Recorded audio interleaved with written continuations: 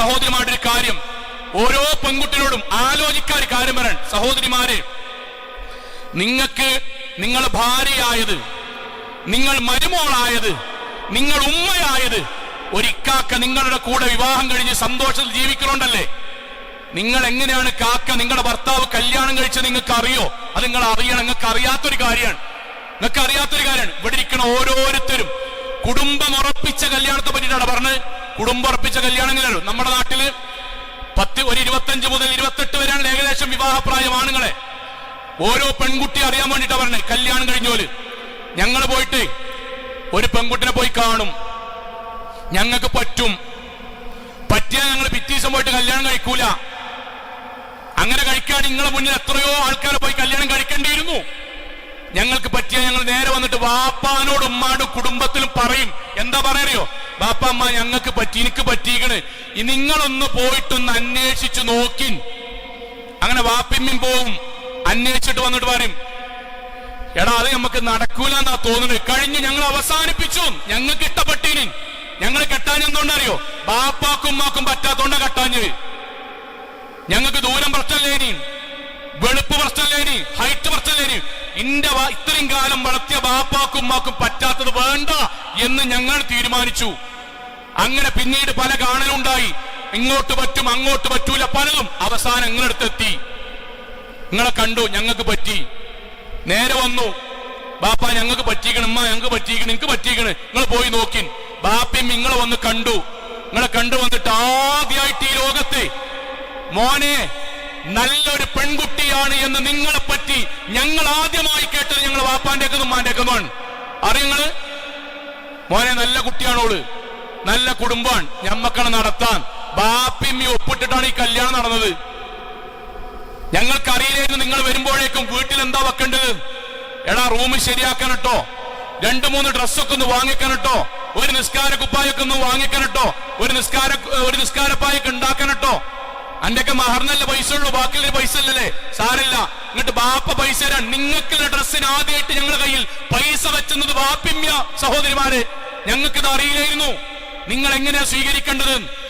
വീടിന് പെയിന്റ് അടിച്ച് ആളുകളെ വിളിച്ച് അയലോക്കക്കാരുടെ മുഴുവൻ എന്റെ വീട്ടിക്കിതാ മരോളല്ല മകളാ വരുന്നത് എന്ന സന്തോഷത്തിലൊരു ബാപ്പിമ്മിൻ കാത്തുനിന്ന് നിങ്ങൾ വന്നിട്ട് അസ്സലാമു അലൈക്കും എന്ന് പറയുമ്പോൾ ചേർത്ത് വെച്ച് ഉമ്മ വെച്ച് നിങ്ങൾ ഞങ്ങളൊപ്പം കൂടി ജീവിക്കാൻ തുടങ്ങി. 6ാമത്തെ മാസങ്ങൾ ഞങ്ങൾ ചെവിയില് നിങ്ങളെ വാപ്പാക്ക് അന്തല്ലേ, നിങ്ങളെ അമ്മാക്ക് ചെന്നിയാലേ ഞമ്മക്ക് ഈ പെര വിട്ട് പോണല്ലേ എന്ന് പറയുന്ന ആ വാചകണ്ടല്ലോ, അതൊക്കെ പരലോകത്തല്ലാണ് കൊണ്ടുവരും.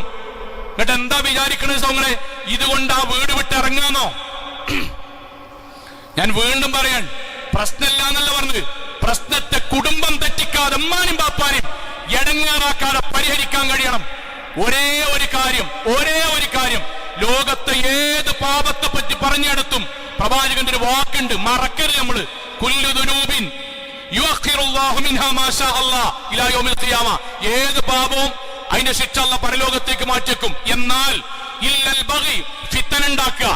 2 വഅഖൂഖുൽ വാലിദൈൻ, ഉമ്മാനും ബാപ്പാനും ഉപദ്രവിക്കുക. യുഅജ്ജിലു ലിസ്വാഹിബിഹാ ഫിദ്ദുനിയ ഖബലൽ മൗത്ത്, മരിക്കണതിന്റെ മുന്നേ 1ാം ഘട്ടം ദുനിയാവെന്ന് കിട്ടും. ഞാൻ ഉമ്മമാരോടും അവനാന്റെ മരുമക്കളോട് പറഞ്ഞ വാക്കെന്തറിയോ? പിറ്റേ ദിവസം കിട്ടുന്നല്ല പറഞ്ഞു. നിങ്ങളുടെ സംസാരം കൊണ്ട് ഒരു വീട്ടിലെ ഭർത്താവും ഭർത്താവിന്റെ വീട്ടുകാരും ബാപ്പിമ്മിൻ തെറ്റിയിട്ട് നിങ്ങൾ കുറുകുറു പറഞ്ഞ് ഏതെങ്കിലും ഒരു സ്ഥലത്തേക്ക് അദ്ദേഹത്തിന് പോലും ഇഷ്ടമില്ലാതെ നിങ്ങൾ കൊണ്ടുപോയാൽ എന്താ സംഭവിക്കാറിയോ? 3ാം കൊല്ലം പരിഹാരം ഉണ്ടാക്കൂലല്ല. അവനാന്റെ പെൺകുട്ടിനെ എങ്ങനെ വളർത്തും? 19-20 വയസ്സാക്കുമ്പോഴേ താലോലിച്ച് സ്നേഹിച്ച് വളർത്തിയ മകള് കാണാ ഒരാളെ പല്ലാണ് പറഞ്ഞേക്കും. വിദ്യാഭ്യാസം പ്രശ്നം ഉണ്ടാവൂല, ഓൾക്കേ ചാടിപ്പോകുമ്പം ഹൈറ്റ് പ്രശ്നം ഉണ്ടാവില്ല, കുടുംബം പ്രശ്നം ഉണ്ടാവില്ല, മതം പോലും പ്രശ്നമില്ലാത്ത മറ്റൊരു മതക്കാരന്റെ കൂടെ അവനാന്റെ മകൾ അല്ലങ്ങൾ പറഞ്ഞേക്കും. അന്നുമാരെ വീട്ടിൽ നിന്ന് ഇറങ്ങിപ്പോന്നിട്ട് തെറ്റിപ്പോന്നിട്ട് 15-16 കൊല്ലായിട്ടുണ്ടാവും.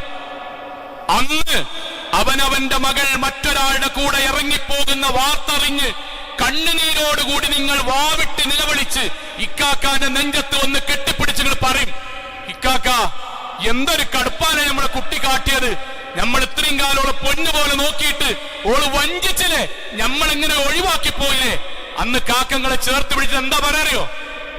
എനിക്ക് സങ്കടായില്ലേ, എനിക്ക് ഇടങ്ങേറായില്ലേ, നമ്മളെ കുട്ടിനെ എത്ര നോക്കിയിട്ട് നമ്മളെ കുട്ടി ഇറങ്ങിപ്പോയപ്പോ എനിക്ക് ഇടങ്ങേറായില്ലേ? 16 കൊല്ലം മുന്നേ പെരീന്ന് നമ്മൾ തർക്കിച്ചിട്ട് ഇറങ്ങിപ്പോന്നപ്പം ഇതേ വേദന നമ്മളെ വാപ്പാക്കും മാക്കും അന്ന് ഉണ്ടായിട്ടുണ്ടാവില്ലേ?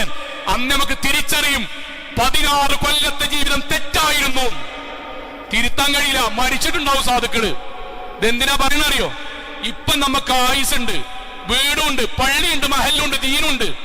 അവനാന്റെ വീട്ടിൽ പോകുക ശാന്തമായി, നീയത്തൊരേ ഒരു കാര്യം, അവർ ഇങ്ങോട്ടെങ്ങനെ പ്രതികരിച്ചാലും സ്വർഗത്തിനും ഇക്കാക്കാന്റെ തൃപ്തിക്കും വേണ്ടി ഞാൻ ജീവിക്കാണ്, അള്ളാഹു ജീവിതം ഖൈറാക്കി തരും.